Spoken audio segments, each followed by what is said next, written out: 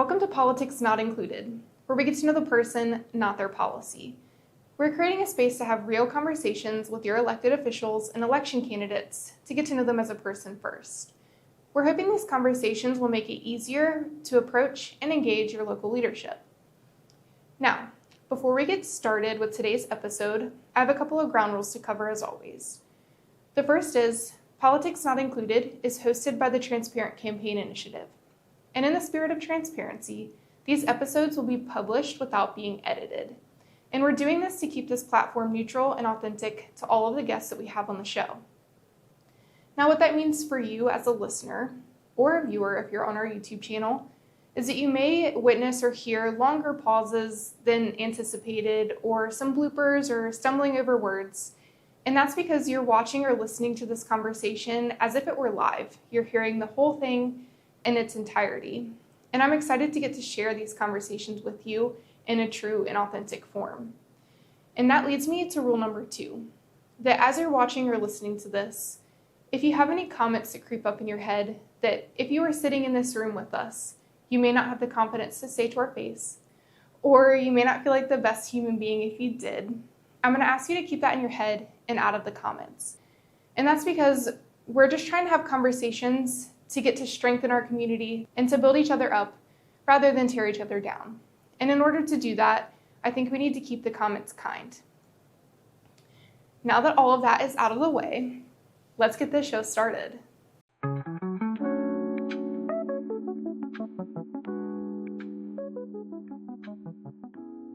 Just one note before we get started with today's episode. All Manhattan City Commission candidates have been invited to appear as a guest on Politics Not Included.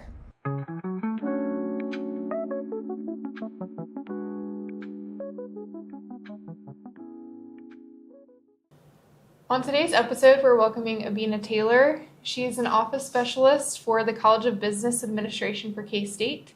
She is also a candidate for the Manhattan City Commission. Abena, welcome to Politics Not Included. Thank you so much for inviting me. Yeah, I'm excited to get to know you a little bit better and to dive into some of your background. To get us started, you're from Jamaica, right? Mm-hmm, how long were you in Jamaica before you moved?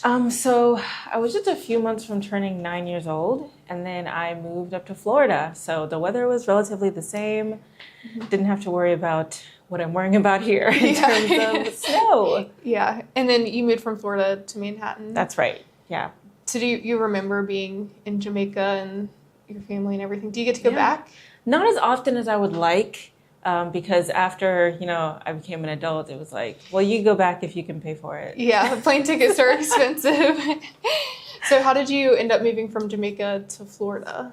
So my dad had moved to Florida, and I was still living with my mom in Jamaica, and they asked me if I wanted to go and live there, and I mean, they sold it. They were like, oh, we can go to the movies, and I mean, that was basically like, you can stop right there, but we had to take the bus everywhere in Jamaica or walk, and so I was really excited that we would have a car when I moved up here. Yeah, those kind of things. Yeah, you're like, let's do it. And then what brought you to Manhattan from Florida? So I accidentally applied to go to K-State. I thought I was going to Kent State's website. Oh, no way. And that very day, I had this epiphany. It was like, oh, every college's website is their initials.edu. Yeah. So I typed in ksu.edu. I was like, wow, they must have done something to the website. It looks great. I was like, ooh, yeah, I'm loving what I'm looking for now. So then I completed the application and everything. And then I was like, wait a second, this is Kansas. Yeah. I'd already completed it. So when I found out that I was accepted, my stepmom was like, sure, we can go visit. But if we visit, you have to go. Oh, so you're like committed. Yeah. So, I mean, it ended up working out. I really liked the campus. Purple is my favorite color. So it just kind of fit at the time when I was 17 and leaving Florida to go further into the United States for the first time. And then what did you study at K-State? So my major was German. My secondary major was international studies. And then my minor was Russian. Wow, that's pretty cool. And even though it was cool, there wasn't a lot of use for it all by itself. So then I went back and got an MBA in international business. Wow. So how long were you in school then? How long did the MBA take? It took a year and a half. It was a 2-year program, but I was really focused on getting through as efficiently as possible. So are you fluent in German and Russian? I was at the time. I haven't really practiced a lot since then. So I can still understand a lot, but I should definitely study up. Yeah, one of those things that you kind of lose it as Yeah, time goes on. Exactly. And so you've done an interview with the Manhattan Mercury. As I was researching for this, kind of just digging into some of the things that you've done in the past. And you've mentioned that you've had positions at the Kansas Department of Commerce, AIB International, and LegalZoom before your job. You now work at K-State. What were you doing in some of those roles? Yeah, so at LegalZoom, I was helping people open up their businesses. There's a lot of people who have really great ideas, great entrepreneurs, but they're just not sure how to start, right? And so I would help them, based on whatever state they were in, figure out what the process was for them to get their business started. So that's what I did at LegalZoom. When I was at the Kansas Department of Commerce, I was an international program manager. So all of the small businesses in Kansas who really wanted to get into exporting, I was the manager for the grants that they could apply for that gave them some of the extra funding to go to overseas business meetings or to trade shows that are really beneficial for their companies. And did you do all of that in this area, or have you moved to other parts of Kansas too? So LegalZoom was remote, but the Department of Commerce was in Topeka. So I would just drive to Topeka every day. Yeah, that's a commute. Yes, You're it very was. familiar with I-70 then. I am very familiar with I-70 now. Yeah. And then now you're an office specialist for the College of Business Administration at K-State. What are you doing in that role? Yeah, so basically, if you need to reserve a conference room in the business building, you are probably talking to me. And some of the events that are held in the business building, I'll help with. So, for example, there's a financial advisory board meeting and there's a banquet that kind of goes along with that. I'll be helping to execute those. And then more recently, we got a new card system, and everybody who's new or needs access to a new room or door, they will ask me and I make it happen. Yeah. So what's a normal day in the life look like for you? Okay, a normal work day.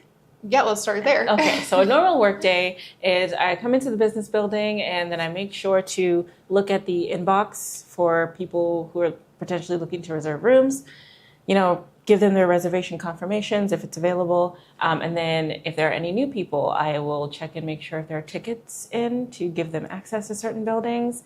And then beyond that, I'm preparing for the advisory board meeting and the banquet, making sure that all of the logistics as we get closer come along. There's also finance tutoring that I'm also helping set up. So making sure that all the tutors know that their schedule looks like and that they need to do XYZ when they go to the room. So just taking care of things that are kind of drawn out. Yeah. And then you mentioned during the week. So the weekend, I know you have a lot of extracurricular hobbies. Tell us a little bit about those. Yeah. So on the weekends, ideally, I would get to throw a few things on the pottery wheel. And as those take their full day to dry, whatever's already dry, I'll trim and, put together a fun little video. And because a lot of times I find that if you watch yourself back, you can improve a little bit better. Same goes for pottery and dance. So that's what happens during the day, the pottery. But at night, we're going dancing or teaching dancing. So salsa or bachata or merengue, whatever, for the getting ready for the Latin Dance Club or the event that we teach at Manhattan Brewing Company every Tuesday. For the pottery, do you do that in your house? Yeah, we have a wheel and everything. Yeah. That's really cool. Yeah. And then do you teach classes elsewhere for pottery too? Yeah, I actually teach at the Manhattan Arts Center. Yeah, I'm one of the beginner instructors. How often are you teaching those? So they do like seasons or like semesters, kind of like with school. So the next session starts in October. Okay. How long does it run? It's about a month, usually a month to 6 weeks. Okay. And you do that just once a week? Yes, once a week. Okay. I'm asking because this sounds like something that... You should do it. Pottery has always been on my bucket list of something to try. Yeah. I really like foundation and making sure that your basics going into things is really good. So I think that's why my students were able to really get past the part that people really struggle with, which is centering. So pretty happy about how they were doing. Yeah. And you mentioned being a dance instructor. So that's a business that you run with your husband, right? Yeah. So it was really just for fun for a while, but we kept getting invitations to, teach lessons from Kansas City to Oklahoma. So we did have a business set up, and we are also the instructors for the Latin Dance Club here at K-State. So we teach all over the place. Yeah. How often are you teaching?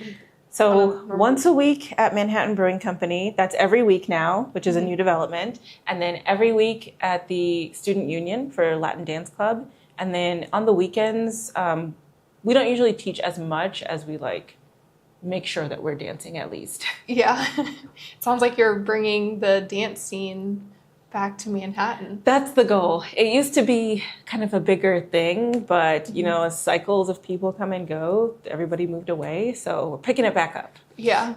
And dancing is obviously something that you're really passionate about. Yeah. You spend that much time doing it. What's something that you've learned from dance that you translate to other areas of your life? Kind of what I mentioned earlier, which is that you can't work on your fundamentals too much. I think that if you want to do things that are bigger or more difficult in pottery or in dance, you really got to make sure that the foundation, your centering, your basic steps are really, really good, that you can do it in your sleep, that you can get knocked off center or off count and get back onto it. That's what's going to make you a better dancer, a better potter, or in whatever you're doing. Yeah, so the foundation is key. Yeah. And you're married. Tell us a little bit about your husband, and you have dogs. And Yeah. What's your family like? Yeah, so I met my husband here at K-State through a mutual friend. She was actually a Zumba instructor at the rec, and we met in her Zumba class. Okay. Everybody was just kind of hanging out, going dancing for a while. And as they moved away, he and I both stayed and finished up our degrees at K-State. And we realized that we want to be dance partners forever. Oh, that's sweet. Yeah, it was really nice. So our wedding was basically, I envisioned it as one large Latin night. So all of the best music and all the best people dancing together. And we got married in Denver, which great dance scene, by the way. But ever since then, yeah, we've been living in Manhattan, and he's been working at the Wamego Hospital for 10 years. And he does a great job there. And he's been a very amazing addition to my life. Yeah, that's sweet. At your wedding, did you guys have a choreographed dance and all of the things? You would actually think, but no, it was more like, hey, I really like these things. I think it would look really good if we did them. And then he kind of just made sure we incorporated it into our dance. He's really big on social dancing, which is where nothing's planned. You go out with a random person, you dance to the song, and you have to know your basics to be able to do it. Yeah. And then, so he doesn't really like a lot of choreography things. So it was kind of a mix of what both of us really like. Yeah. Yeah, and at the time we had 3 dogs. Now we have 4 dogs. But 2 of them, they're very little. So it's 2.5 dogs. What kind of dogs are they? So we have 2 dachshunds or weenie dogs. And then we have a Chiweenie mixed with a pit bull, and we have a rat terrier. A nice variety of. Yes, they kind of ascend in size and then just kind of stops around 30 pounds. Yeah, cumulative weight. Yeah, it's pretty short. What is your husband? What's his name? His name is Derek. What does he do at the hospital? So he's a lab scientist. So once you've got your blood drawn or whatever you need tested, that gets sent to the lab. That is him. He's the lab. Okay.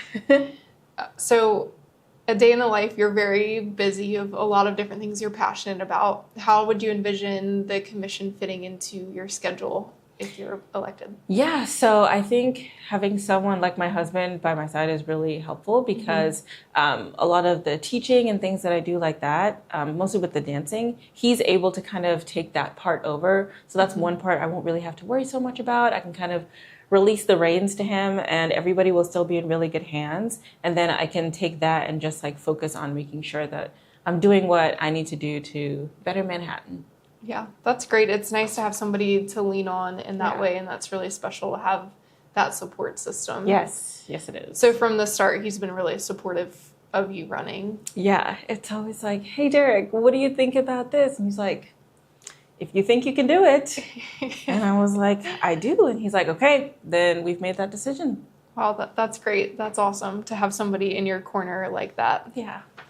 So in regards to getting your business started for the dancing, what was that process like to get everything going and forming a business? Yeah, it was really handy that I used to work at LegalZoom, so I kind of had a little bit less kind of anxiety going into it. We went to the Kansas State Business website. We made sure to file the business application there. We filed with the federal government to get our EIN number and things like that to become an official entity. And then once we were registered, again, we had already been kind of going around and doing teaching, but this was just more in an official capacity. So not too much changed. It seemed like as time went on, more and more people were knowing our names and what we were doing. So it's just kind of expanded since we became official. Yeah, so you're getting a lot of business from like word of mouth and going to events. Yes, I've heard a lot of people like, oh, you should come and try out dancing. They're like, are you talking about that thing? And I'm like, yes, that's us. So it's really getting around, which is amazing. Yeah, that's great when the word of mouth is huge. If you have that going for you, you're doing something right. That's awesome. I'm just glad that people are really enjoying it. And then this is a new thing that community members can do. And like anyone can do it, which is what I love about dancing. Yeah.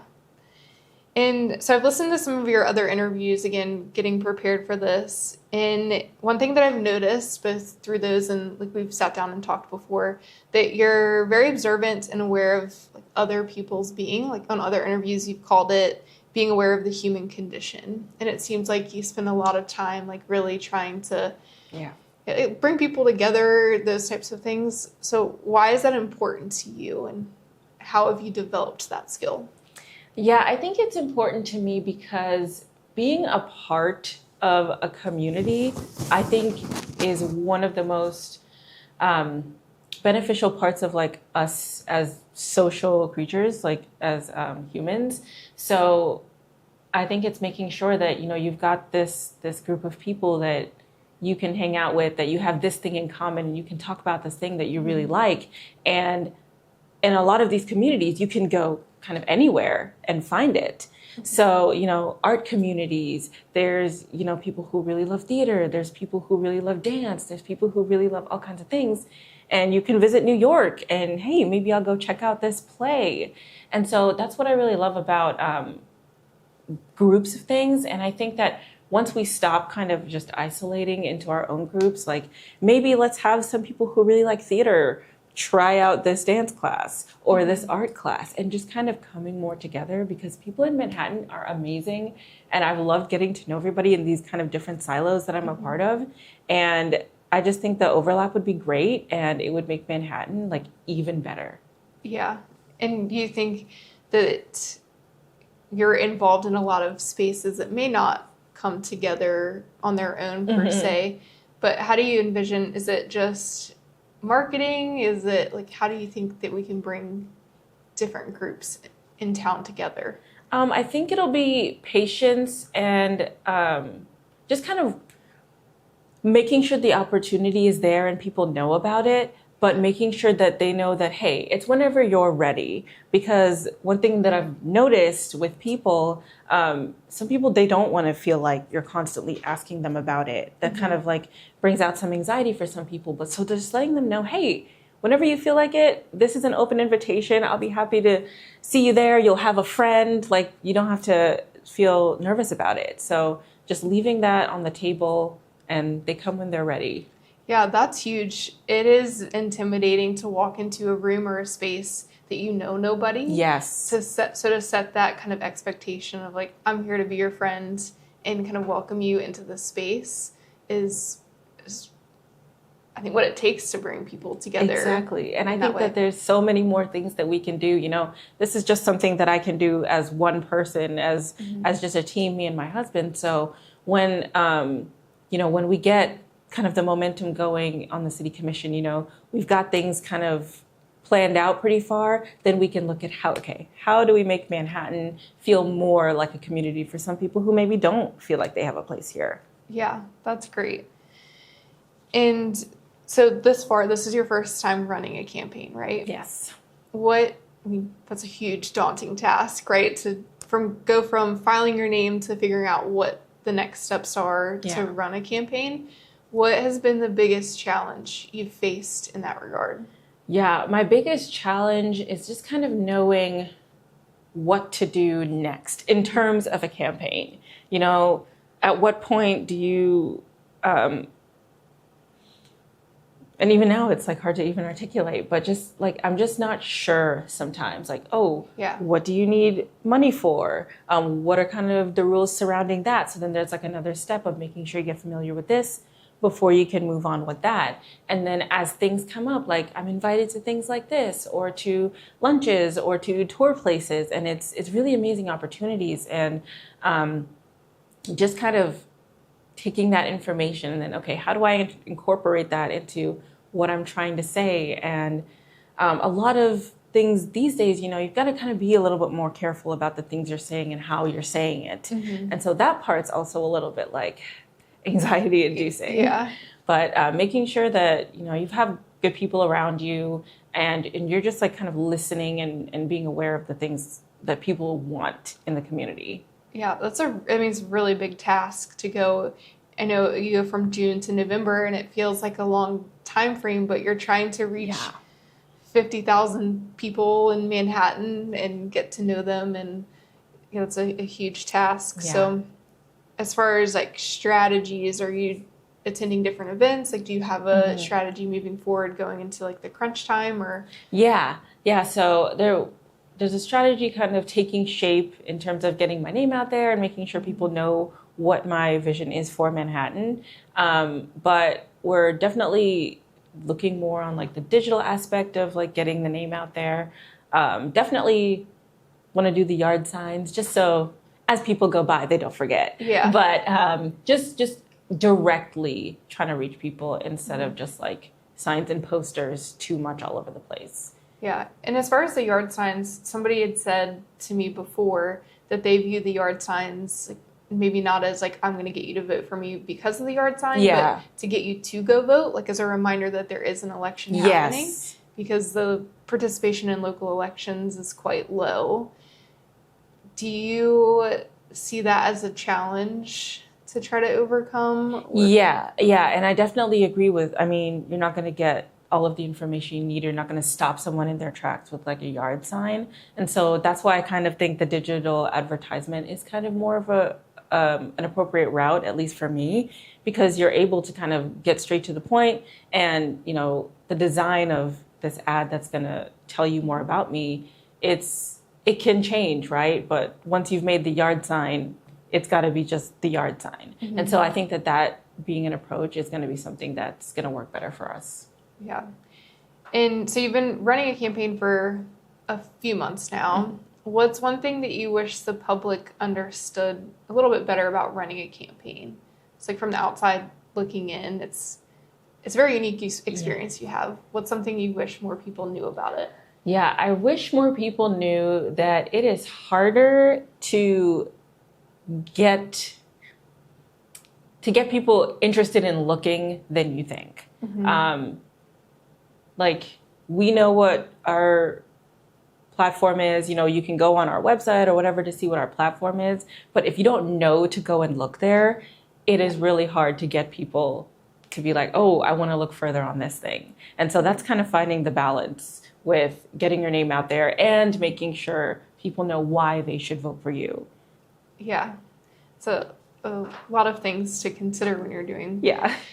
And what's something that you would like more people to know about you before they go to the polls? I really want people to know that I'm someone who likes to get more information on something. Like, you may not always feel like 100% prepared, but the more information you have, the better decision you can make.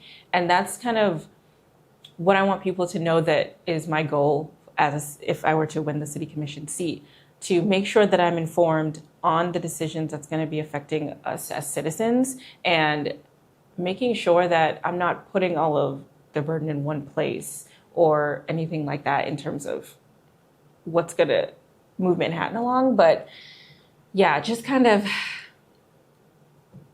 oh my goodness, my train of thought completely abandoned me. You're doing great. Just so you need more information, and you'll gather the information.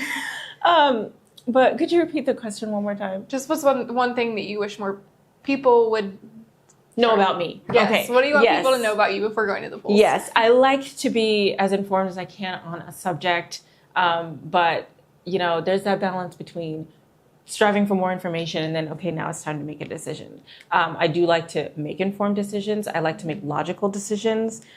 So that's what I want people to kind of keep in mind. Sometimes I feel like I'm a little too direct, and that's something I have to keep in check, as an instructor of things, because you kind of recognize certain things in way people can receive information. So making sure that I can get straight to the point, but I'm doing that in a way that is making sure people know that I'm still approachable. I still want to hear what your thoughts on this is. Yeah, that kind of goes back to you wanting to understand the human condition of different people and their experiences and fitting in that way. Yes. And I have 3 questions that I ask at the end of every interview that are the same.